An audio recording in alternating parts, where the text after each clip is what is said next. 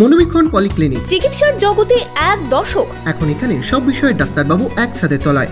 Phone করুন 7477999515 এই নম্বরে। বহরমপুর আরটিও অফিসে শুরু হয়েছে টোটো ও ই রিক্সা রেজিস্ট্রেশন। 15ই আগস্ট পর্যন্ত চলবে এই কাজ। তবে নতুন গাড়ির ক্ষেত্রে রেজিস্ট্রেশন হলেও পুরনো টোটোরও রেজিস্ট্রেশন না হলে কি হবে তা নিয়ে প্রশ্ন উঠছে। দেখুন একটি প্রতিবেদন। Laptop, desktop, CCTV, printer, AC, HP, Dell, Canon, CP Plus, Hikvision ইত্যাদির অথরাইজড ডিলার টেলটা কম্পিউটার, খাগড়া, বহরমপুর। আমাদের এইচপি শোরুম এখন রানীবাগানে। মুর্শিদাবাদে শুরু হয়েছে টোটো ই রিক্সার রেজিস্ট্রেশন হচ্ছে শুধুমাত্র পরিবহন দপ্তরের অথরাইজড কোম্পানি বিক্রেতাদের কাছ থেকে কেনা টোটোই।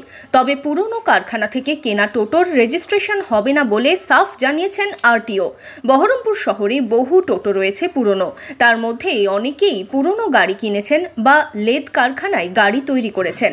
সেক্ষেত্রে তাদের রেজিস্ট্রেশন হবে কিভাবে তা নিয়ে প্রশ্ন উঠছে। যারা ধরুন লেদ কারখানায় তৈরি করেছে সে টোটোগুলো কি এই ধরনের টোটো রেজিস্ট্রেশন সাধারণত হবে না।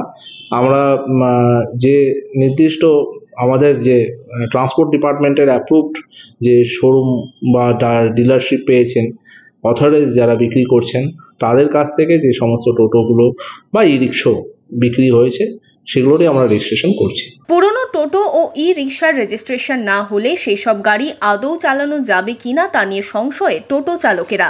ইতিমধ্যেই আশঙ্কা থেকেই সমস্যা সমাধানে আরটিওকে স্মারকলিপি দিয়েছে টুকটুক চালক ঐক্য মঞ্চের সদস্যরা। তবে পুরনো কারখানা থেকে কেনা টোটোর কি হবে তার উত্তর না মিললেও তা নিয়ে সংশয়ে রয়েছেন টোটো চালকেরা। Bureau report, imagine community media.